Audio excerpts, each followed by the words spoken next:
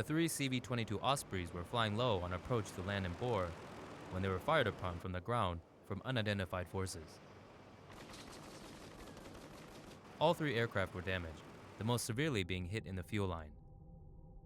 4 military service members were wounded in the attacks. The Ospreys were then diverted to Uganda. Another aircraft then flew the wounded to Nairobi, Kenya. Pentagon officials are still trying to determine how to evacuate the roughly 36 Americans in South Sudan.